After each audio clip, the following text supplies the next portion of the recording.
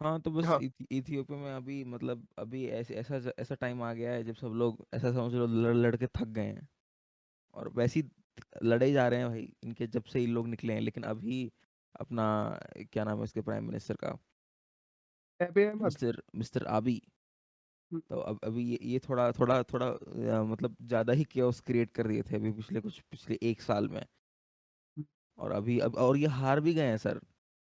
हाँ, हाँ, तो उसके उसके ऊपर से इथियोपिया में वही है कि आर्टिकल का बेसिकली अगर पॉइंट देखा जाए तो बस आर्टिकल आर्टिकल मिस्टर आबे को बोल रहा है भाई खत्म करो वॉर को। क्योंकि मतलब वो एकदम से जैसे अभी अभी इसमें ये भी लिखा है कि वो यूएन के एड वगैरह को उसने बंद कर दिया है तिराय रीजन में। कि बिल्कुल। जा, जा, और हाँ, हम्म, और वहाँ पे ये किया ना इन लोगों ने।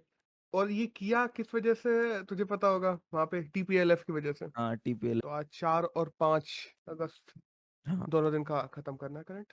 हम्म। हाँ, लौंडे पागल हो गए। वो डिले कैसे कर सकते हैं वोट को, मतलब। अरे लेकिन लेकिन बेसिकली था ना, बेसिकली प्रॉब्लम तो ये था कि जो नॉर्दर्न मोस्ट रीजन है इथियोपिया का, हम्म, उसमें इनने पिछले साल भेज दिए थे ट्रूप्स नवंबर 2020 में। हाँ इस हाँ आर्टिकल में ये हाँ सब बताया। हाँ। तो उन्होंने क्या किया था, जो टीपीएलएफ है, टिग्रे पीपल लिबरेशन फ्रंट, हम्म उनके खिलाफ इन्होंने आंदोलन अपना शुरू कर दिया था। हम्म और गवर्नमेंट ट्रूप्स वगैरह ने, जो मैकेले करके जगह है, वहां से उनको निकाल भी दिया था टीपीएलएफ को। पर हम्म उन लोगों ने लौट के, जब जैसे ये लोग वापस थोड़ा रिट्रीट होना शुरू किए, उन लोगों ने लौट के कब्जा कर लिया है। तो हम्म एक प्रकार से सरकार की हार मानी जा रही है, क्योंकि तुम अपने ही देश से, और ऐसे जो एक तरीके से उनके यहाँ उग्रवादी संगठन माना जाता है टीपीएलएफ को, तो हम्म वो सब घेरे हुए हैं। तो तुम अभी तक उसको हटा नहीं पाए, क्योंकि तुमने हटा दिया था मिकेले से, लेकिन मिकेले लौट के उनके पास में चला गया। इवन तिराय दो, में तिराय में पब्लिक सपोर्ट टीबीएल के पास है ना। बिल्कुल। हाँ, इसीलिए। हाँ, ऊपर से जो अनहरा है और अफर, जो दो रीजन्स हैं, उनको हम्म। भी, जो पहले उनके पास, उसके वहां में, उसके उनके कब्जे में नहीं थे जो पहले, हम्म उनको भी घेर लिया है टीपीएलएफ ने अब दोबारा से, जब हम्म टीपीएलएफ वहां पे आई है। तो उस चक्कर में इन लोगों ने क्या किया ना, तिगरे जो है, वहां पे उन्होंने ब्लॉकेड कर दिया उनके पीएम ने, कि ना तो वहां हम्म कोई सामान जाएगा ना कुछ जाएगा, टोटली मतलब ना कुछ आएगा ना जाएगा। तो पूरी तरीके से रोक लगा दी है। लेकिन इससे फिर दूसरी प्रॉब्लम्स होने लगती हैं, कि फिर माइग्रेशंस होने लगते हैं लोगों के, हम्म रेफ्यूजीज बढ़ जाते हैं, लोग सूडान में भाग रहे हैं उस चक्कर में ऊपर से। हम्म, क्योंकि अगर तुम कहीं पे भी ब्लॉकेड लगा दोगे, लोगों को खाने पीने की इसेंशियल चीजों की प्रॉब्लम हो जाएगी, लोग जगह छोड़ के जाने को मजबूर हो जाएंगे ना। बिल्कुल सिंपल सी बिल्कुल। बात है। उस वजह से लोगों को सूडान में भी रेफ्यूजी की प्रॉब्लम। पैसे हैं तब नहीं इनको खाना मिल रहा होगा अभी तो हम्म। तिराय में। और वही है ना कि अब ये इस बंदे को 2 साल पहले मिला है नोबेल पीस प्राइज। हाँ, हाँ, बिल्कुल। हाँ। देखते हैं। अब कोशिश तो कर रहा वही है कि कोशिश पूरी नहीं है, देखा जाए हर तरीके से। हम्म क्योंकि उसके लोग ही उसका साथ नहीं दे रहे ना। और लोगों में एक तरीके से ये कमी इसी की होगी कि पीएम ने, जो अबे अहमद, उन्होंने हम्म खुद ने ही पूरी तरीके से लोगों में वो विश्वास जगा नहीं पाया, जिस वजह से लोग उसका साथ नहीं दे रहे हैं। बिल्कुल अभी भी बिल्कुल। लोग टीपीएलएफ का साथ दे रहे हैं। हम्म। अब देखते हैं आगे क्या होता है। इस आर्टिकल में तो इतना ही चीजें सम अप है। पर टीपीएलएफ ने मतलब हम्म, मतलब यहाँ पे मेन ब्लेम अगर देखा जाए वॉर स्टार्ट करने का, वो तो मेरे हिसाब हम्म, से टीपीएलएफ को ही जाता है। अब है कि हाँ, इसने बोला भाई डिले करते हैं इलेक्शंस। लेकिन टीपीएलएफ क्या कर रही है, टीपीएलएफ जाके टिराए को वो अलग से ब्लॉकेड करके बोल रहे हैं, नहीं टिराए में इलेक्शन होंगे। और मतलब देश से अलग कर, मतलब ये क्या बात हुई। अब इस पोजीशन पे क्या करेगा पीएम। तुम अभी कुछ एक नहीं कर स्टेट को सकता ना पकड़ो वो। और एक स्टेट को ब्लॉक कर दो, नहीं भाई यहाँ अलग गवर्नमेंट चलाएंगे हम। ये हम्म। मतलब ऑफिशियली तुमने अलग तोड़ नहीं दिया, लेकिन मतलब वो बेसिकली तोड़ दिया तुमने, देश से अलग कर दिया बेसिकली इट्स उसको। लाइक नक्सलवादी जैसे अपने यहाँ के हैं, हाँ। कि वो अपनी गवर्नमेंट चलाना और चाहते हैं उस एरिया में जिसमें। टीपीएलएफ एकदम ही अब वो हम्म, सिविल जब से पुरानी एरिट्रिया वाली वॉर के बाद से टीपीएल खत्म होने के बाद से तो टीपीएलएफ तो भाई पॉलिटिकल पार्टी बन गई थी ना। तो हाँ। पॉलिटिकल पार्टी मतलब पॉलिटिकल पार्टी रहती, वापस कहाँ चली गई टेररिस्ट ऑर्गेनाइजेशन की साइड। वापस देख, उग्रवादी की तरफ एक वजह से और गई है, क्योंकि जो वहां के, देखो इथियोपिया के जो पीएम का कहना है कि इसको बाहर से फंडिंग्स मिलती है, कि हमारे देश में अनसर्टेनिटी और ये सब चीजें बनाए रखी जाए। और फिर सही वाली बात तो ये ना, कि मानो ना मानो कहीं न कहीं पीएम खुद से लोगों में विश्वास नहीं जगा पाया अपने खिलाफ। हाँ, वो भी एक बड़ा इश्यू है। हाँ, अ, चले गए वो लोग, जो सपोर्ट आए नहीं है थे, जो उसको। सही हुए थे। हाँ, सपोर्ट हुँ, भी नहीं है, मतलब इस आगे आर्टिकल बढ़ते में हैं। तो इतना ही है। हाँ, हुँ। हाँ, बिल्कुल। अपना एक एक्स्ट्रा ही बोल दिया। आर्टिकल आया है असम-मिज़ोरम जो बॉर्डर टेंशन्स चल रही हैं उन्हीं के ऊपर, हाँ, जो हाँ। अभी 4-5 दिन से लगातार न्यूज़ में बनी हुई है हुँ, कि हुआ क्या है, उस चक्कर में क्या हुआ वो 6 पुलिस वाले और 1 सिविलियन जो असम में मारा गया था ना, हुँ, जो उस चक्कर में जो असम-मिज़ोरम की जो बॉर्डर टेंशन की वजह से, उस चक्कर में क्या हुआ है, पहली बात तो उस 4 किलोमीटर एरिया को खाली कर दिया गया है, उनकी तरफ से भी, इनकी तरफ से भी, और वहाँ पे पुलिस फ़ोर्स को हटा के जो सेंट्रल पैरा मिलिट्री फ़ोर्सेस हैं, उनको इम्प्लीमेंट कर दिया गया था। उसके बाद में जो वहाँ के जो ऑफ़िशियल्स हैं, इवन दो जो लीडरशिप लेवल के ऑफ़िशियल्स हैं, उनके खिलाफ दूसरे-दूसरे राज्यों में एफआईआर दर्ज कर दी गई। हुँ, कि तुम्हारी लीडरशिप के खिलाफ हमने एफआईआर अपने यहाँ दर्ज कर ली, उनकी लीडरशिप के खिलाफ हमने एफआईआर दर्ज कर ली, और आपस में एक दूसरे पे ब्लेम डाल रहे हैं। वहां के मुख्यमंत्री कह रहे हैं इनकी वजह से, यहाँ के मुख्यमंत्री कह रहे हैं उनकी वजह से। ब्लेम गेम चल रहा है टोटली। तो हुँ, इस पूरे में कहा यही जा रहा है कि सबसे पहले जो जरूरी है वो है लीडरशिप लेवल पे ये कॉन्फ्लिक्ट खत्म करना। क्योंकि पीपल लेवल पे देखो हुआ, अगर स्टार्टिंग की देखा जाए ना, तो सिविलियन कॉन्फ्लिक्ट से स्टार्ट हुआ था ये सब चीजें। हुँ, फिर सिविलियन कॉन्फ्लिक्ट से बढ़ते-बढ़ते इसमें पुलिस इन्वॉल्व हो गई, और अब देखा जाए तो 2 स्टेट्स आपस में लड़ने लगी हैं। तो सबसे हुँ, पहले तो जो लीडरशिप लेवल है उस पे इसको खत्म करना ज़रूरी है, जो भी कॉन्फ्लिक्ट हो, और उसके लिए ये सारी एफआईआर वगैरह वापस लेना ज़रूरी है। कुछ वापस ले ली गई हैं, कुछ अभी रह गई हैं जो वापस लेना ज़रूरी है।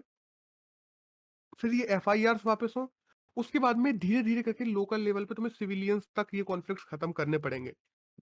क्योंकि वही है ना, एंड में फिर इसमें यही लिखा हुआ है कि जो फेडरलिज्म सिस्टम है, अपन लोग भारत संघ का हिस्सा है दोनों, ऐसा तो है नहीं कि अलग-अलग स्टेट है, हुँ, और बिल्कुल। आपस में लड़ेंगे तो इस संघवाद को बिगाड़ने वाली ही बात है कि हुँ, आपसी शांति, एक भारतीय उपमहाद्वीप में शांति, और जो टेंशन्स अंदर ही पैदा होने लगेंगी, आपस में स्टेट्स लड़ने लगेंगे, तो संघवाद पे कितना बड़ा खतरा बन सकता है ये सब चीजें।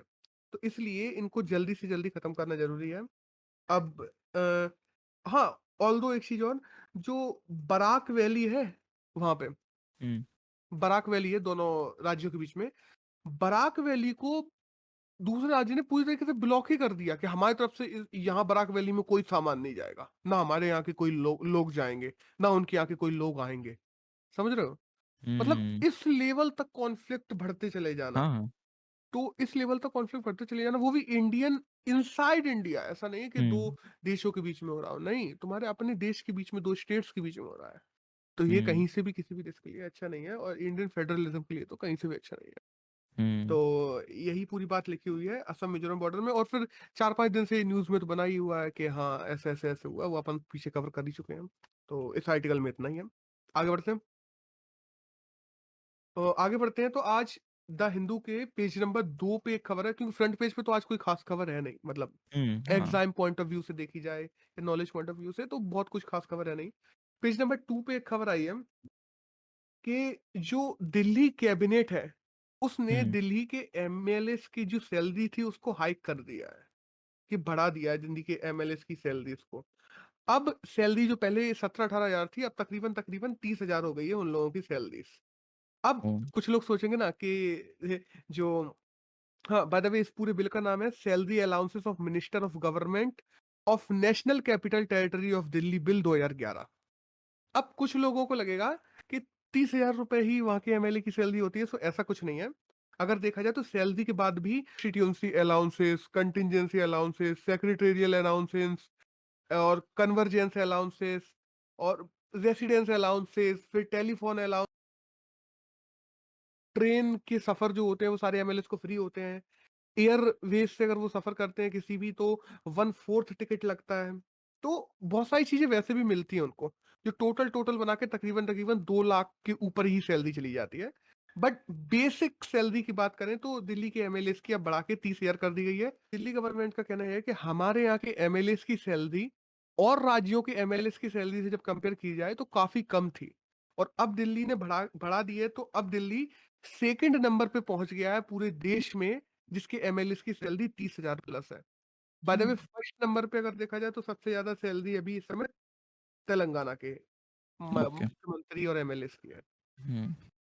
और बाय द वे ओवरऑल में देखा जाए, और फिर रिटायरमेंट के बाद भी इन लोगों को सैलरी मिलती है ब्रो, ऐसा नहीं है कि अलाउंस ये केवल सैलरी इतनी है। रिटायरमेंट के बाद भी देखा जाए तो 20-30 हजार रुपए तो इनकी पेंशन ही हैं, जो हम्म। 5 साल के बाद पेंशन इनकी स्टार्ट हो जाती है। और दैट्स ऑल, इस पूरे में तो यही था। हम्म। हम्म। एक न्यूज आई है अनक्लेम्ड वेल्थ को लेके, कि अपने देश में तकरीबन 8.13 करोड़ से ऐसे अकाउंट है जिनमें 50,000 करोड़ से ज्यादा रुपए डला डला हुआ है, जो अनक्लेम्ड वेल्थ है। मतलब कोई इसको क्लेम करने आ ही नहीं रहा है। बाय द वे इंडिया में अनक्लेम्ड वेल्थ उस चीज को माना जाता है जिस अकाउंट में पिछले 10 साल से कोई लेन देन ना किया गया हो, ना पैसे निकाले गए हो, ना पैसे डाले गए हो। तो पिछले 10 हम्म। साल से तकरीबन 8.13 करोड़ अकाउंट्स में ना कोई पैसा निकाला गया है ना डाला गया है। उनमें जो 50,000 करोड़ करोड़ रुपए डला हुआ है, वो डला हुआ है। और बाय द वे 2018 से अभी तक में देखा जाए पिछले 3 साल में, तो ये पैसा तकरीबन तकरीबन 1.7 गुना बढ़ गया है। और सबसे ज्यादा अनक्लेम्ड वेल्थ देखी जाए तो एसबीआई के पास है। सेकंड नंबर पे अनक्लेम्ड वेल्थ सबसे ज्यादा आईसीआईसीआई बैंक में जमा है। तो हम्म। गवर्नमेंट सोच रही है कि जल्दी ही इस पे कोई डिसीजन लेके आएंगे, जिससे इसका कोई शॉर्ट आउट किया जा सके, उन लोगों को कांटेक्ट किया जाए जिनके अकाउंट्स है। और अगर उनको पैसे निकालने हैं तो ठीक है, नहीं निकालने हैं तो फिर वो अपने राजकीय कामों में लगाए जाए, सिंपल। हम्म। हम्म। इस पूरे में तो यही है। हाँ, एक आर्टिकल आया है जिसमें गवर्नमेंट वो सॉरी एक आर्टिकल आया है जिसमें गवर्नर की पावर के ऊपर वो आर्टिकल है, कि हम्म। गवर्नर की जो क्षमादान की शक्तियां, पार्डन की शक्तियां, आर्टिकल नंबर 161 में। बाय द वे राष्ट्रपति की पार्डन की शक्तियां आर्टिकल 72 में है, और गवर्नर की 161 में, क्षमादान की। कि गवर्नर किसी की, देखो गवर्नर केवल दो चीजें नहीं कर सकता, एक तो डेथ सेंटेंस किसी को मिला हो तो वो माफ नहीं कर सकता, और कोर्ट मार्शल किसी का हुआ हो तो वो माफ नहीं करवा सकता। इवन दो हम्म। राष्ट्रपति वो करवा सकता है, बट गवर्नर नहीं कर सकता। इसमें देखा जाए ना कि गवर्नर की, तो एक कोर्ट ने जजमेंट सुनाया है। पहले क्या माना जाता था कि अगर 14 साल से ज्यादा किसी की जेल है, या किसी ने कम से कम 14 साल जेल काट ली है जिसको उम्र कैद हुई हुई है, तभी गवर्नर अपनी क्षमादान की शक्ति को यूज करके उसकी जेल कम कर सकता था। लेकिन अभी हाई कोर्ट ने ये साफ कह दिया है कि ऐसा कुछ नहीं है। गवर्नर चाहे तो आर्टिकल जो नंबर 433 ए है, उसका भी यूज करके गवर्नर 14 साल से पहले भी लोगों को पार्डन दे सकता है। मतलब ऐसा कोई इम्पोर्टेंट नहीं है कि 14 साल तक उसको वेट करना है, या 14 साल तक किसी को पार्डन नहीं कर सकता, किसी की क्षमादान शक्ति कम नहीं कर सकता अगर उसकी 14 साल से ज्यादा की जेल है। ऐसा कुछ नहीं है जरूरी। गवर्नर हम्म। जब चाहे जिसकी भी चाहे उसकी सजा कम कर सकता है, दैट्स ऑल। और ठीक है। अगला आया है ईरान के ऊपर, कि ईरान के जो नए पीएम है वो रेसी बन गए हैं रूहानी की जगह पे। हम्म। हम्म। हम्म। अब रेसी न्यूज में तो केवल इतना ही है कि ईरान के नए प्रेसिडेंट रेसी बन गए रूहानी की जगह पे। हम्म। बाय द वे रेसी की बात की जाए तो उनके सामने अभी क्या प्रॉब्लम्स हैं, अगर आगे देखा जाए तो वेस्टर्न पावर का काफी प्रॉब्लम चल रहा है, क्योंकि ईरान के साथ में ऑलमोस्ट सारे देशों के टाइज खत्म होते चले जा रहे हैं। क्योंकि JCPOA करके एक गट वो समूह था, जिसमें क्या है ईरान, यूएस वगैरह ये सब लोग थे। तो यूएस उससे बाहर निकला, और यूएस की ईरान के साथ में पिछले 1 साल में देखा जाए तो कितनी प्रॉब्लम चली है लगातार। उन्होंने उनके ड्रोन फोड़े, उन्होंने उनका टैंकर रोक लिया, ये सब चीजें चली हैं। तो यूएस ने और देशों से मना कर दिया था कि जो ईरान से तेल वेल लेगा हम उससे संबंध कम कर देंगे, ये कर देंगे, वो कर देंगे। उस चक्कर में अपना भी इंडिया से ईरान का जो तकरीबन तकरीबन हर साल $13 बिलियन का बिजनेस चलता था, वो भी अब लगातार कम होता चला जा रहा है। और अब इसमें देखा जाए तो उनके साथ में पहली तो ये वेस्टर्न पावर्स की प्रॉब्लम आने वाली है। दूसरा, इकोनॉमिकल प्रॉब्लम्स देश को जो झेलनी पड़ रही हैं उनसे उनको डील करना है। सारे देशों के साथ में पीस बनानी है। और फिर देश में जो इन्फ्लेशन लगातार बढ़ता चला जा रहा है ईरान में, वो भी अब जो नए पीएम रेसी बने हैं इनको देखना है। हम्म। हम्म। ऑल्दो वहाँ के जो सुप्रीम लीडर हैं वो तो अभी भी अली बेहमानी ही हैं, जो अभी तक हैं। और करेंसी रियाल है, तहरीन वहाँ की कैपिटल है। और लैंग्वेज की बात की जाए तो वहाँ पर्शियन बोली ही जाती है। But way hmm. पर्शिया उसी इलाके में था, वो पर्शियन वहां से निकल के हर जगह हो गए जब इस्लामिक इन्वेजन हुआ था ना, तो वहाँ से पर्शियन को निकाल दिया गया था। तो पर्शिया ईरान में ही है, लेकिन अब पर्शियन हर जगह है और केवल वहाँ केवल पर्शियन लैंग्वेज बोली जाती है। बेसिकली पर्शियन बहुत सारे वहाँ से निकल गए हैं पहले से। हुँ। अच्छा। हुँ, और इंडिया के अब इसमें देखा जाए तो इंडिया का अपन जानते हैं चाबहार पोर्ट ईरान में बना हुआ है, जो अफ़गानिस्तान से होते हुए ईरान में बना है। हुँ, अफ़गानिस्तान और ईरान दोनों के बायलैटरल टाइज के हिसाब से देखा जाए इंडिया के अच्छे हैं दोनों के साथ में। अभी कुछ दिनों से बिगड़े हुए हैं इन सब चीज़ों को लेके, जब यूएस ने सैंक्शंस वगैरह लगाए थे, सारे देशों से मना किया था कि उससे तेल वगैरह ना खरीदें। लेकिन इंडिया के भी बेनिफिट्स तो है ना, इंडिया के भी उससे संबंध तो हैं ही हैं और इंडिया को अपने बेनिफिट्स भी पूरे करने हैं। तो अब देखते हैं ये नए पीएम जो पीएम रहे से आए हैं, वो कैसे इन सब चीज़ों को हैंडल करते हैं। हुँ? हुँ, हुँ, अब नेक्स्ट बात की जाए तो एक छोटा-सा और उसमें था कल के पेपर में कि इंडियन हॉकी टीम ने बेल्जियम से मैच हार गई थी, जो सेमीफाइनल में Indian men's hockey team Belgium से मैच हार गई थी। और बाय द वे आज की न्यूज़ में आया है कि इंडियन हॉकी टीम ने ब्रॉन्ज जीत लिया है, तो congratulation for them. Hmm, although next एक आर्टिकल आया है जिसमें ये कहा गया है कि इंडियन एक्सप्रेस में एक आर्टिकल है, जिसमें पेप्सिको के बारे में आया है कि पेप्सिको ट्रॉपिकाना को बेच रहा है अब। और बाय द वे अगर पेप्सिको की बात, मतलब बेसिक न्यूज़ में केवल इतना ही है कि पेप्सिको ट्रॉपिकाना को बेच रहा है। लेकिन बैक एंड के बारे में जो जानना अपन को ज़रूरी है इनके बारे में, कि पेप्सिको के पास में और भी ब्रांड्स हैं, जैसे पेप्सी आपने देखा है, Mountain Dew, slice, Aquafina, Tropicana, ये सब पेप्सी के ही ब्रांड्स हैं। हुँ, ऑल्दो पेप्सिको 1999 में बनी थी और एरिक इस समय उसके सीईओ हैं और इनसे हुँ, पहले अपनी इंडिया की जो इंदिरा नूरी हैं वो सीईओ थी इसकी। अभी एरिक बना दिए गए हैं। अब एक न्यूज़ आई है कि दिल्ली हाई कोर्ट में इस समय लगातार कोर्ट की सीटें खाली होती चली जा रही हैं और वहां पे नई नियुक्तियां कोलेजियम के द्वारा नहीं की जा रही हैं। इस समय दिल्ली हाई कोर्ट में केवल 59% सीटें हैं जो भरी हुई है, बाकी की सारी सीटें खाली डली हैं और उन नियुक्ति की जानी चाहिए वो कोलेजियम के द्वारा नहीं की जा रही है। तो उसको लेके दिल्ली हाई कोर्ट ने कोलेजियम से मांग की है कि हम लोगों के यहाँ नियुक्ति की जाए, क्योंकि तकरीबन तकरीबन 31% नहीं सॉरी 41% सीटें खाली होना बहुत बड़ी बात होती है हाई कोर्ट के लिए, जब अपन पहले से ही देखते हैं अपनी जुडिशियरी पे कितना बर्डन है केसेस का। हुँ, हुँ, तो अब कोलेजियम देखते हैं कब तक नियुक्ति करता है। दैट्स ऑल, ये इस न्यूज़ में था। और एक आया है न्यूजीलैंड में एलजीबीटीक्यू कन्वर्जन को लेके एक बिल आया है न्यूजीलैंड में।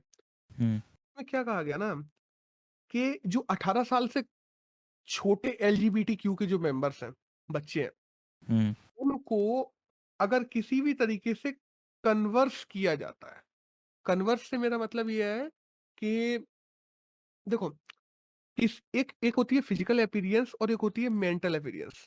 हो सकता हुँ, है वो लड़की हो लेकिन फिजिकली रूप से वो फील नहीं करता हो लड़के जैसा, और फिजिकली लड़का हो या फिजिकली हुँ, लड़की हो वो मेंटली रूप से लड़के के रूप में फील करती हो। तो 18 साल बट माता-पिता क्या करवाते हैं, बचपन में ही बच्चों का कन्वर्जेंस करवा देते हैं। फिजिकली रूप से अगर उनको दिखता है कि हाँ, ये मेंटली ऐसा है तो उसको फिजिकली रूप से कन्वर्जेंस करवा देते हैं। बाद में पता पड़ता है उस बच्चे को वैसा ही रहना था। बाद में उसका हुँ, फिजिकल या सेक्सुअल अपीयरेंस बदल गया, मान लो किसी भी वजह से। तो न्यूजीलैंड में एलजीबीटीक्यू को लेके बिल आया है जिसमें कहा गया है कि 18 साल तक किसी भी प्रकार का कन्वर्जेंस फिजिकली नहीं करवाया जाएगा किसी भी माता-पिता के द्वारा, लड़के, लड़की या एलजीबीटीक्यू के किसी भी मेंबर का। जब तक वो खुद से 18 साल का बड़ा ना हो जाए और वो खुद से डिसीजन ना ले कि उसको किस सेक्स को प्रेफ़र करना है आगे। हुँ, हुँ? दैट्स ऑल, इस न्यूज़ में तो इतना ही था। हाँ, ऑल्दो एक न्यूज़ आई है, एक एस्टेरॉयड है 2016 एजीआई 93, 2016 इसका इस वजह से नाम है क्योंकि वो 2016 में खोजा गया था।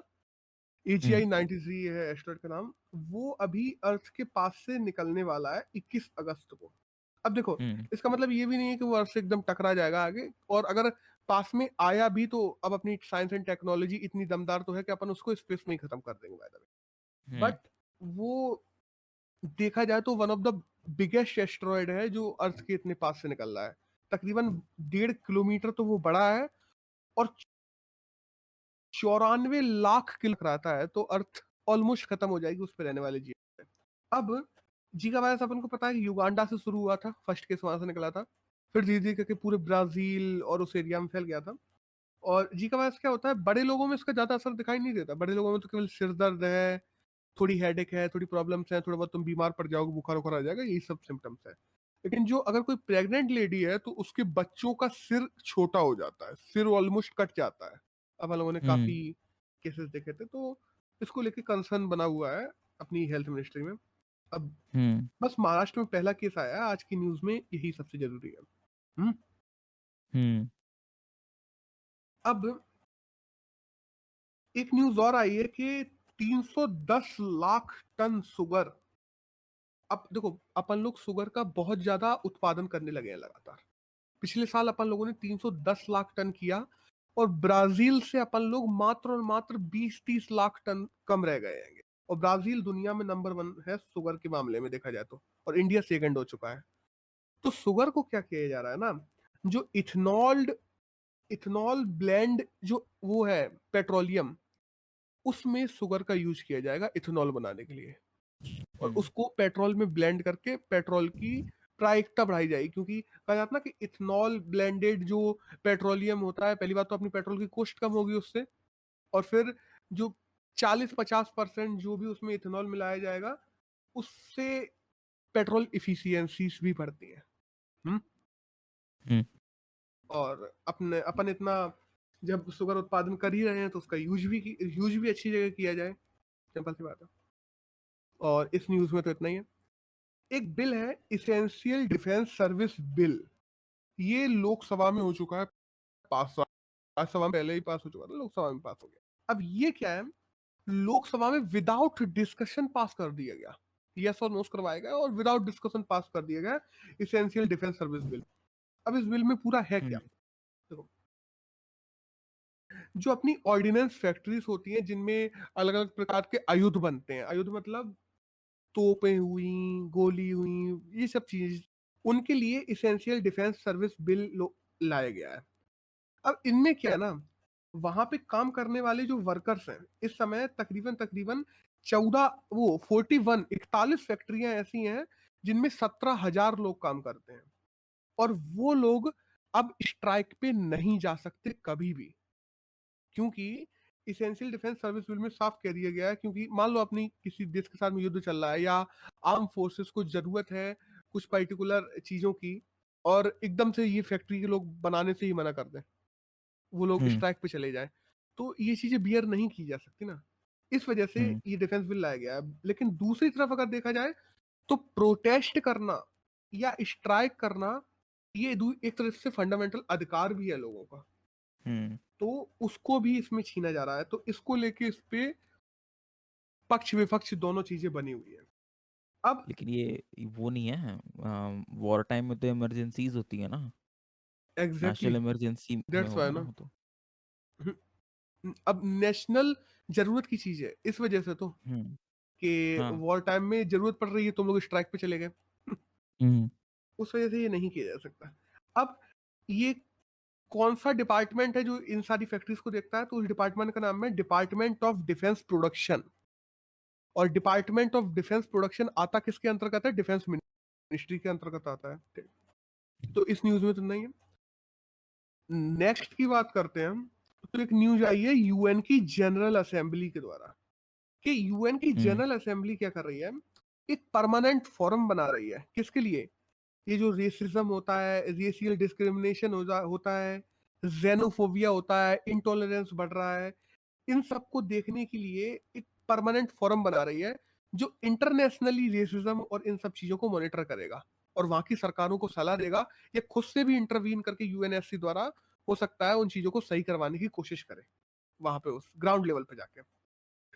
इससे क्या होगा ना, पहली बात तो क्वालिटी लाइफ को इंश्योर करने के लिए है ये बेसिकली, अगर परमानेंट जो फॉर्म बन रहा है यूएनजीए के द्वारा, वो क्वालिटी लाइफ इंश्योरेंस करने के लिए बन रहा है।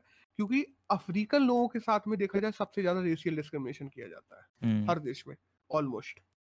अब उनको समाज की मुख्य धारा में लाना, उनको क्वालिटी लाइफ इंश्योर करना, ये सारे काम को अच्छे से इम्प्लीमेंट करने के लिए परमानेंट फोरम बनाया जा रहा है यूएन जनरल असेंबली के द्वारा। अब हम्म अगर बेसिकली बात की जाए इसमें कितने, इसमें 10 मेंबर्स होंगे जिसमें से 5 इलेक्टेड होंगे और 5 अपॉइंटेड होंगे।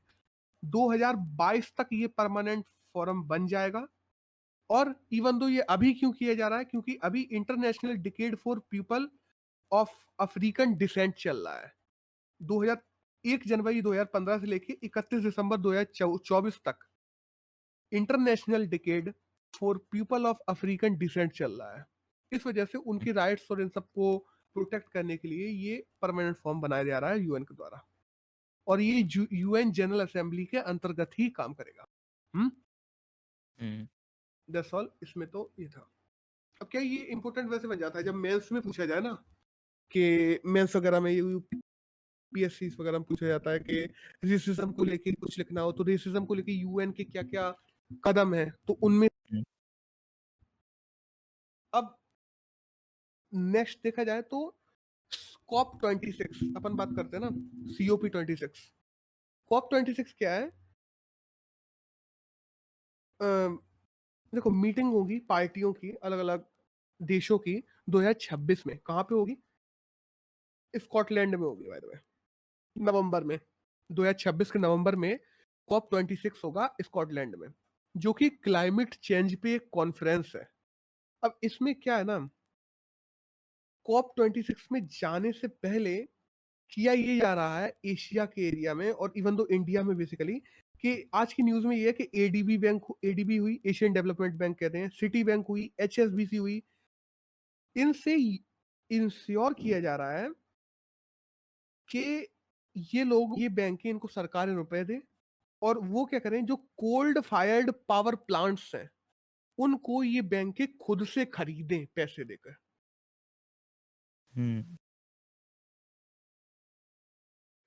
ये एडीबी, सिटी, HSBC, ये लोग पैसे दे के उन कोल्ड पावर्ड फायर प्लांट को खरीदें और उनको खत्म करें।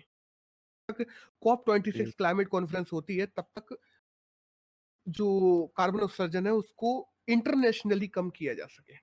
इसके लिए आज की न्यूज में ये है कि एडीबी, सिटी, HSBC ये सब कोल फायर्ड पावर प्लांट जो है उनको खरीदेंगी और उनको खत्म करेंगी। इन सब के लिए अलग अलग देश उनको फंड करेंगे। That's all. हाँ, एक न्यूज और आई है बाय द वे, इसमें कहा गया है कि इंडिया पे बहुत अच्छे चांसेस हैं 2030 तक वर्ल्ड में सुपर पावर बनने के, one of the best super power बनने के। देखो, ये चीज अपन को जाननी जरूरी नहीं है कि सुपर पावर बनने के चांसेस हैं कि नहीं, ये बहुत डिबेटेबल टॉपिक है। कि इसके पीछे जो डाटा है वो डाटा अपन को जानना जरूरी है अपने एग्जाम के पॉइंट ऑफ व्यू से, कि इंडिया, ऐसा कहा गया है तो ऐसा क्यों कहा गया है कि सुपर पावर? क्योंकि इंडिया मोस्ट पॉपुलेटेड कंट्री है, इंडिया में कॉलेजेस से सबसे ज्यादा निकलने वाले ग्रेजुएट्स है, यंगेस्ट वर्क फोर्स इंडिया पे बहुत ज्यादा है। अपन लोग देखा जाए तो इंटरनेशनली सबसे ज्यादा सेल फोन्स इंडिया के लोगों में सबसे ज्यादा है, और वो डाटा कंजप्शन भी इंडिया में सबसे ज्यादा होता है। उसके बाद में थर्ड लार्जेस्ट मिलिट्री भी इंडिया के पास में है, और इकोनॉमी के रूप में भी देखा जाए तो कहा जा रहा है 2030 तक अपन लोग थर्ड लार्जेस्ट इकोनॉमी बन जाएंगे वर्ल्ड वाइड, और यंगेस्ट वर्कफोर्स अपने पास में है ही है। तो और एशिया में 2050 तक सबसे यंगेस्ट वर्कफोर्स केवल और केवल इंडिया के पास बना रहेगा। तो इन सब का अगर सही से यूज किया जाए तो 2030 तक इंडिया वर्ल्ड पावर बन सकता है, ये कहा गया है। That's all. वो जानना जरूरी नहीं था, बस बैकएंड पे ये सारी जो डाटा है ये अपन को जानना जरूरी थे, क्योंकि जब सेंटेंस फॉर्मेशन आती है या निबंध निबंध लिखने होते हैं, ऐसे लिखने होते हैं, तो ये डाटा उनमें बहुत काम आता है इन सब चीजों को डालने का। ये था इस आर्टिकल में। अब देख, नेक्स्ट आर्टिकल है जो आया है मदर टंग में जो कोर्सेस बीटेक के शुरू होने वाले हैं उस पे, कि बीटेक के जो कोर्सेस हैं, अपन ऑल इंडिया कोटा की बात करते हैं, तो मदर टंग में बीटेक के कोर्सेज शुरू किए जा रहे हैं। इसके ऊपर एक आर्टिकल है कि 14 इंजीनियरिंग कॉलेजेस में 11 अलग अलग लैंग्वेजेस में मदर टंग में लोगों की बीटेक के कोर्सेज करवाए जाएंगे। तो इस पूरे आर्टिकल में बेसिकली इसी चीज की बड़ाई दी हुई है वेंकैया नायडू जी, जो अपने उपराष्ट्रपति हैं, उन्होंने कहा है बेसिकली हर बच्चा जो पढ़ना चाहता था, काफ़ी लोगों को इंग्लिश वगैरह समझ में नहीं आती, लोग उतने कंफर्टेबल नहीं होते इंग्लिश में, क्योंकि लोग अलग-अलग रीजन से आते हैं इंडिया के। तो उन लोगों को टोटली बहुत फ़ायदा होगा, और इंडिया में टोटल इंक्लूसिव ग्रोथ में देखा जाए ना, तो ये बहुत ज़्यादा फ़ायदेमंद होगा आगे के लिए। दैट्स ऑल, यही हम्म, सब है इसमें, कुछ ऐसा खास आर्टिकल नहीं है, बस यही सब लिखा हुआ है जो अपन पहले पढ़ चुके हैं। हम्म, न्यूज़ में केवल इतना है कि बोइंग 4 अगस्त को अपना जो ऑर्बिटल शटल 2 है, मतलब ओएफटी 2 है, उसको लॉन्च करेगा, और उसको जो क्रू स्पेस ट्रांसपोर्टेशन के लिए बनाया हुआ है कि स्पेस में क्रू को ट्रांसपोर्ट करके ले जाना एक तरीके से उस, अपन को इसका बैकग्राउंड जानना ज़रूरी है कि ये अपन कहते हैं ना इंटरनेशनल स्पेस सेंटर में, कुछ दिनों पहले स्पेस एक्स भी लेके गया था, अब बोइंग भी कर रहा है, तो ये लोग कर क्यों हम्म, रहे हैं बेसिकली? कि 2011 में क्या हुआ ना, नासा ने ऑर्बिटल स्पेस शटल प्रोग्राम अपना बंद कर दिया, और बंद हम्म, करने से पहले ही 2010 में बोइंग को और स्पेस एक्स को 4.2 बिलियन डॉलर्स और 2.6 बिलियन डॉलर का ऑर्डर दे दिया था कि अब जो ऑर्बिटल स्पेस प्रोग्राम है उसके लिए तुम लोग रिसर्च करो, ऑर्बिटल्स बनाओ, और ये जो जमीन इंटरनेशनल स्पेस सेंटर ले जाने तक की जो चीज है ना, ये ले जाना लाना ढोआ उठाई ये काम तुम लोग करो, अब हम नहीं करेंगे बेसिकली। हम्म, तो लेकिन अब बहुत से लोग ये भी सोचते हैं कि जा तो लोग लगातार रहे हैं इंटरनेशनल स्पेस सेंटर में, नासा हम्म, भेज नहीं रही है, स्पेस एक्स ने तो अभी कुछ दिनों पहले पहला स्पेस शटल भेजा है, तो अभी कौन भेज रहा था? इस हम्म, समय रशिया भेज रही थी, तो रशिया से भिजवा रहे थे वो लोग जितने भी लोग गए थे। हम्म, अब इंटरनेशनल स्पेस सेंटर की बात की जाए, तो वो अकेला यूएस का नहीं है, रशिया हुआ जिसकी रोसकोसमोस है, नासा हुई जो सीएसए है, कैनेडियन स्पेस एजेंसी, उसके बाद में ईएसए है, यूरोपियन स्पेस एजेंसी, फिर जाक्सा है, इन सब ने मिलके बनाया है इंटरनेशनल स्पेस सेंटर, और ये सब लोग मिलके ही इसके ट्रांसपोर्टेशन का काम करते हैं, और सब लोग मिलके ही उसको रन करते हैं, चलाते हैं। और ये बनाया इसलिए गया कि कुछ सिंपली देखो, अपने कुछ रिसर्चेस होती हैं अलग अलग प्रकार की, और उन रिसर्चेस को करने के लिए जरूरी है कुछ रिसर्चेस को करने के लिए स्पेस में जाना, तो उन हम्म, रिसर्चेस को गो थ्रू करने के लिए इंटरनेशनल स्पेस सेंटर बनाया गया है, उन रिसर्चेस को हम्म, करने के लिए। अब यूएस ये चाहता है कि हम नहीं चाहते कि हमारे लोग भी दूसरे देश भेजें, वो किसी पे डिपेंडेंट नहीं रहना चाहता किसी भी चीज के लिए, और नासा का हम्म, बहुत ज्यादा महंगा पड़ रहा था, इसलिए नासा को बंद करना पड़ा। हम्म, तो अब क्या हुआ ना कि ऑर्बिटल फ्लाइट जो टेस्ट की बात की जाए, बोइंग ने सबसे पहले किया था 2019 में, बट बोइंग को फिर वो हम्म, कैंसिल करना पड़ गया था। फिर उसके बाद में देखा जाए अभी स्पेस एक्स ने ड्रैगन क्रू भेजा था फैल्कन 9 से, वो सफल रहा था, और स्पेस एक्स ने जब से ये किया है, तो स्पेस एक्स तब से लेके अभी तक में 22-23 बार भेज चुका है लगातार, मतलब उसके शटल का प्रयोग किया जा रहा था 22-23 बार, और इस बार टोटली स्पेस जो एक्स है उसने ही भेजा था, इस बार तो नासा ने इंटरवीन भी नहीं किया उस चीज में कि तुम ही भेजो। हम्म हम्म, अब दूसरी तरफ अगर बोइंग का देखा जाए, तो बोइंग ने 2019 में करने की कोशिश की थी, फिर उसको कैंसिल करना पड़ गया था। अभी कुछ दिनों पहले बोइंग ने एक स्पेस शटल भेजा था जिसका नाम था OFT-1। अब OFT-1 में क्या हुआ था ना, वो गलत ऑर्बिटर में चला गया था, तो हम्म, पृथ्वी के उसने 2 दिन चक्कर लगाए और लौट के वापस पृथ्वी पे आ गया। तो अब ऐसा तो है नहीं कि भाई बहुत कॉस्टली होते हैं, ऐसे हलवा तो है नहीं कि भाई भेज दो चाहे कभी भी स्पेस बिल्कुल। Space programs. तो OFT-2 जो किया गया है, इसको लॉन्च किया जा रहा है अब, और ये भी वही है कि अभी अभी तो कोई क्रू नहीं जाएगा इसमें बाय द वे, क्योंकि अभी तो हम्म, ये ट्रायल में ही चल रहा है, बोइंग अभी तक बना ही नहीं पाई है, जबकि इवन दो स्पेस एक्स से ज्यादा वेट था बोइंग का, डबल ऑलमोस्ट, फिर भी हम्म, बोइंग अभी तक बना नहीं पाई है। और अब देखते हैं क्या होता है, बस इसका बैकग्राउंड अपन को जानना जरूरी था कि ये स्पेस प्रोग्राम ये लोग क्यों कर रहे हैं, नासा ने क्यों बंद किए, दैट्स ऑल, ये सब चीजें जो एग्जाम के लिए जरूरी है, हम्म, कब बंद किए कब चालू किए, ये सब। ठीक है, देखो, एक बिल है जो अभी पास हुआ है राज्यसभा में, अब दोनों सदनों हम्म, से हो चुका बाय द वे, जिसका हम्म, नाम है इंसॉल्वेंसी एंड बैंकरप्सी बिल। अब ये हम्म, क्या ना, अपन देखते हैं बैंकों के पास में एनपीए बन जाता है, नॉन परफॉर्मिंग एसेट्स, हम्म, तो फिर उसको क्या करना पड़ता है ना, उसको फिर दूसरे देशों को वो दूसरे देशों की कंपनियों को, कई बार अपने देशों की प्राइवेट कंपनियों को बेचनी पड़ती हैं ये बैंक के बाद में, क्योंकि जब एक बार बैंकरप्ट हो गई तो फिर उसको बैंकरप्ट हो गई या इंसॉल्वेंट हो गई तो उसको बेचने के अलावा कोई और चारा नहीं बच जाता।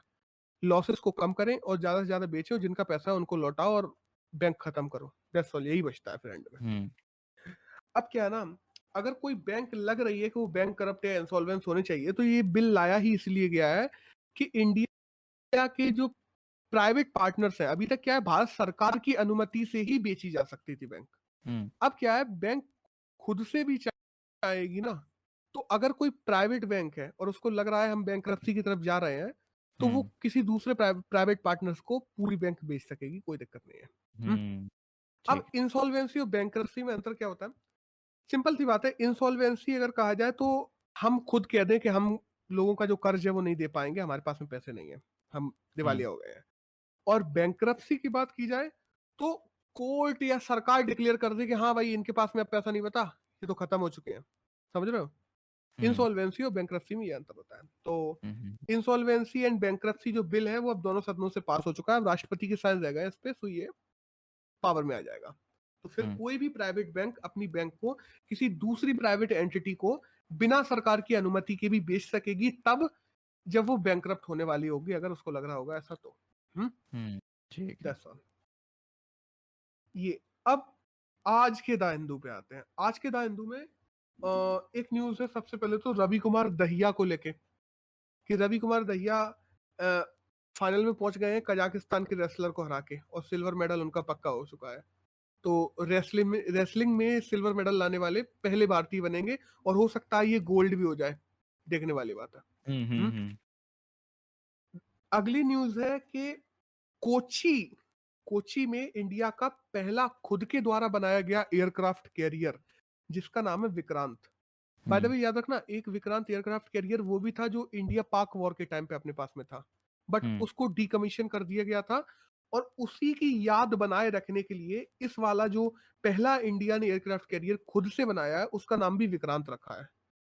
तो इसको कोची में अभी नेवल ट्रायल शुरू हो चुके हैं इसके, और 2022 तक है जहां तक है, उसको सेना को सौंप दिया जाएगा, माना तो यही जा रहा है।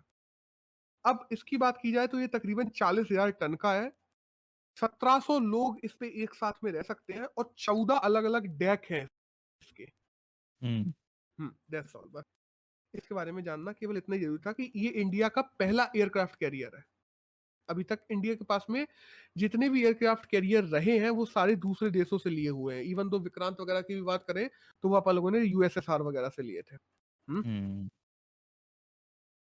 अब एक न्यूज और आई है कि जो चीफ जस्टिस ऑफ इंडिया है, उन्होंने खुद को जो आंध्र प्रदेश और तेलंगाना का जो डिस्प्यूट है ना वाटर को लेके, उस केस से उन्होंने खुद को अलग कर लिया है कि हम इस केस का कोई फैसला नहीं देंगे, दूसरे जजेस देंगे। अब देखो, सीजीआई का किसी भी केस से खुद को अलग कर सकते हैं? नहीं कर सकते हैं। इस केस से क्यों किया है? क्योंकि वो खुद से तेलंगाना से बिलोंग करते हैं, और अगर वो इस केस में बने रहते तो एक बायस जजमेंट चला जाता उनके द्वारा, तो उन्होंने खुद से इसको अलग कर लिया है खुद को। By the way, inter state water dispute की अगर बात आए तो ये आर्टिकल नंबर 262 में भी दिया हुआ है अपने कॉन्स्टिट्यूशन में। ठीक है। दैट्स ऑल, ये इसके बारे में जानना जरूरी था। हम्म अब एक की बात की जाए, एक आया है सेक्शन 325 को लेके। सेक्शन 325 जो आईपीसी का है वो रिलेट है रेप से रिलेटेड है, कि हम्म रेप और सेक्सुअल हैरेसमेंट इन सबसे रिलेटेड है। बेसिकली रेप से है, सेक्सुअल हैरेसमेंट से भी नहीं। तो सेक्शन 325 को और भी ज्यादा ब्रॉड कर दिया है अभी केरल गवर्नमेंट ने।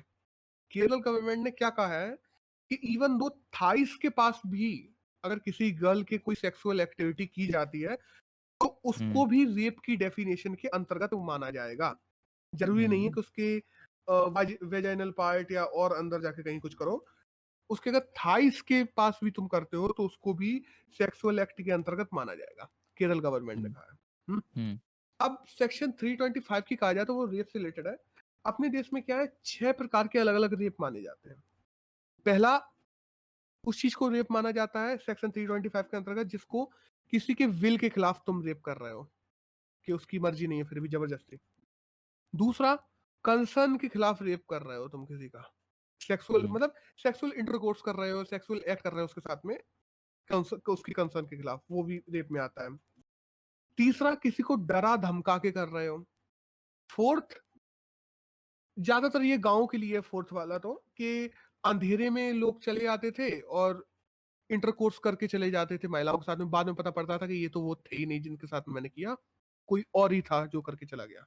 हम्म तो ये भी एक तरीके से रेप की कैटेगरी में आता है। हम्म फोर्थ और फिफ्थ आता है कि अनसाउंड स्टेट में, मतलब जैसे कोई महिला है, वो पहले से एल्कोहलिक है या नशे की हालत में है, या तुमने उसको नशे की हालत में डाल के तब उसके साथ में सेक्सुअल इंटरकोर्स किया है, तो वो भी रेप में आएगा। हम्म और लास्ट सिक्स्थ नंबर आता है कि 16 साल से कम किसी भी लड़की के साथ में। अब 16 साल से कम लड़की के साथ में, चाहे वो खुद से भी तुम्हें परमिशन दे दे, फिर भी अगर तुम उसके साथ में सेक्सुअल इंटरकोर्स करते हो, तो वो रेप के अंतर्गत ही आता है। 16 हम्म साल से छोटी है अगर वो तो। हम्म हाँ, बस इसमें केवल एक अपवाद है, बाल विवाह वाला, कि अगर तुम्हारा बाल विवाह हो चुका है तो उसको फिर अलग तरीके से केस को देखा जाता है। अगर बाल विवाह नहीं हुआ है, तो अगर लड़की 16 साल से कम है, तो उसकी परमिशन हो, उसका मन हो या ना हो, उसकी परमिशन ना हो, फिर भी उसको रेप के अंतर्गत ही माना जाएगा, अगर वो 16 साल छोटी है लड़की तो। हम्म? हम्म और बाय द वे, इंडिया में मैरिटल रेप जैसा कुछ नहीं है। लोग कहते हैं ना कि एक रिपोर्ट आई थी, उसमें एक आ गया था कि जितने भी रेप्स होते हैं उनमें 1/5 रेप, मतलब हर 5 में से एक रेप मैरिटल रेप होता है। हम्म बट इंडिया में मैरिटल रेप जैसी कोई चीज है ही नहीं। मैरिटल रेप्स होते हैं, बट मैरिटल रेप के लिए किसी भी प्रकार की कोई सजा या कोई सेक्शन नहीं है इंडिया में अभी तक। हम्म बट इस पे बात चल रही है जल्दी। मैं तो कह रहा लाया जाना चाहिए, देखा जाए तो एक अच्छे देश के हाँ स्तर पे, हाँ लेकिन अभी तक नहीं है। तो अगर सेक्शन 325 की कहा जाए तो ये 6 प्रकार के रेप हैं जो उसमें डिफाइन किए गए हैं। और केरल गवर्नमेंट ने थाइस के पास भी कोई सेक्सुअल एक्टिविटी करता है तो उसको भी रेप की कैटेगरी में डालने की कहा है। ये इस पूरी न्यूज में है, ठीक है। हाँ, नेक्स्ट है कि जो कॉरपोरेट्स जो है ना, जो सीवेज ट्रीटमेंट प्लांट्स होते हैं, हम्म कॉरपोरेट्स ने सीवेज ट्रीटमेंट प्लांट्स के खिलाफ में पीआईएल लगाई है। हम्म। हम्म अब हुआ क्या, कुछ सीवेज ट्रीटमेंट प्लांट्स थे जो गलत जगह बनाए जा रहे थे, तो कुछ कॉरपोरेट्स ने उनके खिलाफ पीआईएल लगाई। अब हम्म देखना हुआ क्या, हाई कोर्ट ने कह दिया कि जो 390 करोड़ का वो पूरा प्रोजेक्ट है, कम से कम उसका 1% तुम्हें जमा करना पड़ेगा, तब तुम पीआईएल लगा सकते हो, जिससे ये दिखाई दे कि हाँ तुम सच में सीरियस हो, ऐसे ही फालतू की पीआईएल दायर नहीं कर रहे हो। अब हम्म 390 करोड़ के पूरे प्लांट का 1% भी 3.9 करोड़ हो जाता है। तो हाँ एक नॉर्मल वकील इतने कैसे देगा? 3.9 हाँ करोड़ बिल्कुल पीआईएल दायर ही हम्म नहीं कर सकता। फिर वो हम्म डायरेक्ट सुप्रीम कोर्ट में गया, तो सुप्रीम कोर्ट ने कह दिया है कि भाई ऐसा मत करो किसी के साथ में, सिंपल सी बात है कि वो लड़ ही ना पाए। तो सुप्रीम हम्म कोर्ट ने कह दिया है कि इससे कम से कम 10 लाख रुपए की जमानत ले लो, और फिर उसको पीआईएल दायर करने की उसको छूट दे दी है। तो अभी 10 लाख रुपए जमा करके उसने वो पीआईएल दायर कर दी है, by the way। हम्म मतलब ये दिखाता है कि अगर किसी इंडस्ट्रियलिस्ट को बचाना है, तो कई बार कोर्टें किस हद तक चली जाती हैं। हम्म? बिल्कुल कि अगर तुम उसके खिलाफ पीआईएल भी दायर करने जाओ तो करोड़ों में मांग लेंगे कि तुम उसके खिलाफ केस ही ना कर सको, सिंपल सी बात। Hmm but at the end Supreme Court ने इंटरवीन किया और सब चीजें सही की। इस न्यूज में हम्म इतना ही है। नेक्स्ट न्यूज की बात करते हैं, तो न्यूयॉर्क के जो गवर्नर हैं, क्यूमो, CUOMO, क्यूमो, न्यूयॉर्क के गवर्नर इस टाइम पे, उनसे जो बाइडन ने इस्तीफा मांग लिया है, क्योंकि उनपे 11 लड़कियों को सेक्सुअली अब्यूज करने का केस उन पे चल रहा है। अब देखो ये कितनी अच्छी चीज है कि डेमोक्रेटिक देश में, और ये होना भी चाहिए, कि किसी भी प्रकार की अगर कोई भी पॉलिटिकल पार्टी से कोई भी रिलेट करता हो, नो मैटर, बट अगर उस पे ऐसे सीजर केसेस चलते हैं, इतने सीरियस केसेस चलते हैं, तो वो समाज हम्म के लिए तो अच्छा नहीं है वो इंसान, तो उसको उस पोस्ट पे रहना भी नहीं चाहिए। That's all. हम्म इस न्यूज में तो इतना ही है।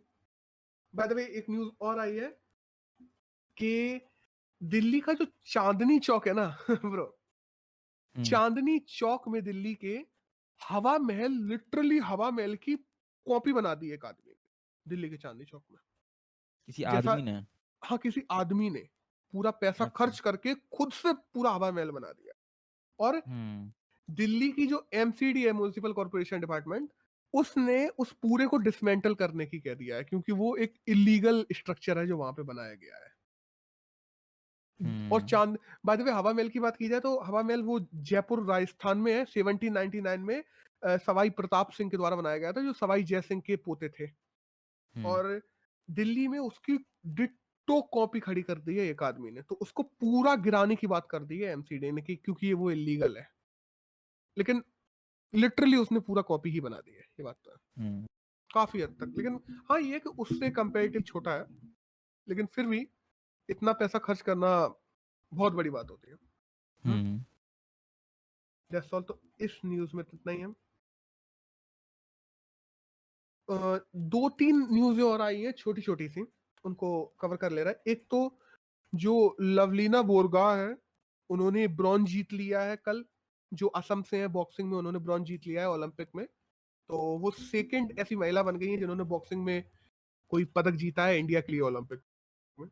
इवन दो हम्म। कुमार मंगलम बिरला, जो कि वोडाफोन आइडिया के चेयरपर्सन थे, जो कि अभी 2-3 दिन पहले न्यूज आई थी कि वो अपने शेयर्स बेच रहे हैं वोडाफोन आइडिया के, क्योंकि वोडाफोन आइडिया के ओवरऑल मार्केट कैप गिर गया है।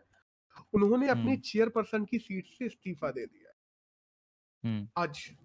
आज वो सॉरी कल दे दिया था, आज न्यूज आई है। एक हम्म। न्यूज आई है कि पद्म सचदेव, जो कि डोंगरी गीत के लिए विश्वविख्यात थे, उनका निधन हो गया है। पद्मा सचदेव का, जो हम्म। डोंगरी गीत में बहुत पारंगत थे एक तरीके से, वही बहुत इंडिया में ही नहीं इंटरनेशनली भी वो काफी फेमस थे।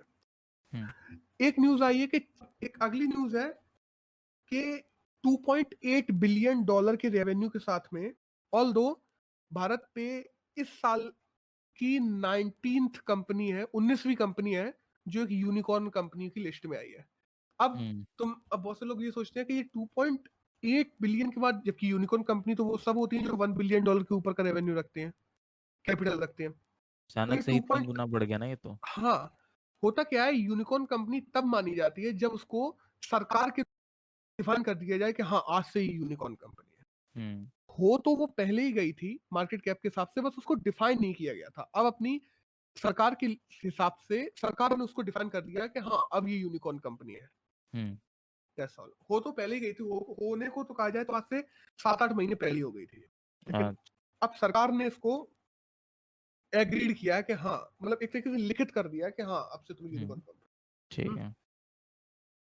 ऑल दो एक चीज और, ओबीसी की जो सूची होती है, देखो हम बताएं, ओबीसी एससी एसटी इनकी सूचियां हैं कि ओबीसी कौन कौन सी जात या कौन कौन से धर्म या कौन कौन सी सरनेम वाले लोग ओबीसी होंगे, किस किस कम्युनिटी से बिलोंग करने वाले लोग ओबीसी होंगे, किस कौन सी कम्युनिटी से बिलोंग करने वाले लोग एससी होंगे, किस वाले एसटी होंगे। तो इनकी लिस्ट होती है अलग अलग। तो अब क्या किया जा रहा है ना, ओबीसी की जो लिस्ट होती है कि किस कम्युनिटी के लोग ओबीसी होंगे, उस लिस्ट को राज्य सरकार की सूची में डालने की बात चल रही है, और इसको कैबिनेट ने मंजूरी भी दे दी है बाय द वे। और इसका बिल आने वाला है जल्दी ही लोकसभा या राज्यसभा में, कि ओबीसी की लिस्ट अब कौन तैयार करेगा। अब ओबीसी की लिस्ट तैयार करेगी सरकार, जो राज्य सरकार है वो तैयार करेगी। ठीक है।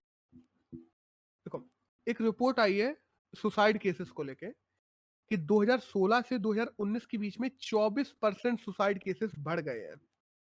जो 2016 में 2298 थे, 2019 में 2851 है। कि हर 4 मिनट में एक आदमी सुसाइड करता है इंडिया में, जिसमें अगर देखा जाए तो टॉप पे कर्नाटक है, सेकंड महाराष्ट्र है, और थर्ड पे तमिलनाडु है, जिसमें सबसे ज्यादा सुसाइड हो रही है। एनसीआरबी, जो नेशनल क्राइम रिकॉर्ड ब्यूरो है, उसके द्वारा ये रिपोर्ट निकाली गई है, और जिसके द्वारा ये कहा गया है कि सबसे ज्यादा जो सुसाइड होती है वो होती है घरेलू विवाद में, कि आपस में लड़ाई हो गई, सुसाइड कर ली। सेकंड जो सबसे ज्यादा लोग सुसाइड करते हैं वो बीमारी में करते हैं, और थर्ड जो सबसे ज्यादा सुसाइड करते हैं वो करते हैं लव अफेयर्स के मैटर्स में। अब एनसीआरबी की थोड़ी बात कर ली जाए तो 1986 में एनसीआरबी बना था अपना, न्यू दिल्ली में इसका जो हेडक्वार्टर है वो है, और रामपाल पवार इस समय डायरेक्टर हैं एनसीआरबी के। अब नेक्स्ट न्यूज की बात की जाए तो एक न्यूज आई है बॉम्बे डेवलपमेंट डिपार्टमेंट के बारे में, कि बॉम्बे डेवलपमेंट डिपार्टमेंट और टाटा दोनों लोग मिलके जो बॉम्बे में चौल होती है ना, चौल क्या होती है, 4-5 हजार रुपए में एक छोटा सा कमरा मिल जाता है, उसी में रहना, खाना बनाना, सब कुछ, बहुत छोटा कमरा होता है। तो बॉम्बे डेवलपमेंट डिपार्टमेंट 1920 में बनाया गया था ब्रिटिशर्स के द्वारा। उन्होंने ये चौलें बनवाई थी स्टार्टिंग में लोगों के रहने के लिए, मजदूरों के रहने के लिए बेसिकली। तो उन चौलों को बॉम्बे डेवलपमेंट डिपार्टमेंट और टाटा ग्रुप दोनों मिलके एरिया बढ़ाएंगे, मतलब थोड़ा बड़ा कर देंगे उनका। तोड़ेंगे चौलों को, धीरे धीरे करके तोड़ा जाएगा और उनका एरिया बड़ा करके लोगों को वापस दे दिया जाएगा। और आज भी चौल देखा जाए तो बहुत से लोग बॉम्बे में चौल में रहते हैं, 5-6 हजार रुपए किराया लगता है आज भी, और लोग उनमें रहते हैं। तो दैट्स ऑल, इस न्यूज में तो इतना ही था। अब नेक्स्ट न्यूज की बात करें तो एक है आइंस्टीन की जो थ्योरी ऑफ रिलेटिविटी थी, काफी वैज्ञानिक उसको मानते नहीं थे, बट अभी ब्लैक होल की एक, देखो बताए, एक ब्लैक होल की एक फोटो आई है जिसमें एक जगह के ब्लैक होल को देखा गया है जिसके पीछे से लाइट निकल रही है, और वो ब्लैक होल के पीछे से अल्ट्रावायलेट रेस निकल रही है बाय द वे। तो वो अगर 100% प्रूवन हो जाता है, अभी केवल रिपोर्ट्स और ये सब चीजें आई हैं और ऐसा पता पड़ा है टेलीस्कोप्स वगैरह से, अगर ये 100% प्रूव हो जाता है तो जो आइंस्टीन की थ्योरी ऑफ रिलेटिविटी थी, जिसको बहुत से साइंटिस्ट मानते नहीं है, वो भी 100% प्रूवन होगी कि हाँ ये सही है। तो ये एक न्यूज है। तो अभी power transmission grid line Aryan valley में लद्दाख में पहली बार पहुंची है। बेसिकली अपने लिए एग्जाम के लिए ये जरूरी नहीं है कि लाइन पहुंची, लाइट पहुंची, ये नहीं जरूरी। ये हो जाता है कि आर्यन वैली कहाँ पे है, तो वो लद्दाख में है एग्जाम के लिए। पुणे में क्या है, पुणे में सबसे लाइटेस्ट मेट्रो ट्रेन बनाई जा रही है। बनाई की जा रही है, अपन लोगों ने खरीदी है इटली से, और इटली से 34 ट्रेनें आ रही हैं जो इंडिया की सबसे लाइटेस्ट मेट्रो ट्रेन होंगी, जो टीटागढ़ वेगन लिमिटेड के द्वारा खरीदी जा रही हैं और पुणे में चलाई जाएंगी। बाय द वे, कौन सी कंपनी है? Titagarh wagon limited. ठीक है। अब 1 से 7 अगस्त के बीच में वर्ल्ड ब्रेस्ट फीडिंग वीक मनाया जाएगा, जो मनाई जा रहा है बाय द वे। और ब्रेस्ट फीडिंग की बात की जाए तो ब्रेस्ट फीडिंग देखा जाए तो बच्चों के लिए पहला पोषण आहार होता है, उससे ऑलमोस्ट बच्चों की सारी जरूरतें पूरी हो जाती हैं। और जो फर्स्ट, अगर अपन मिल्क की बात करें जो किसी भी माँ के द्वारा बच्चे को पिलाया जाता है, तो फर्स्ट मिल्क को कहा जाता है कोलोस्ट्रॉम बाय द वे। जो फर्स्ट ब्रेस्ट फीडिंग होती है उसको कोलोस्ट्रॉम बोला जाता है। बस दैट्स ऑल, इतना ही जानना जरूरी है अपने उसके लिए। आज की न्यूज में इतना ही करके खत्म करते हैं, ठीक है? ठीक है।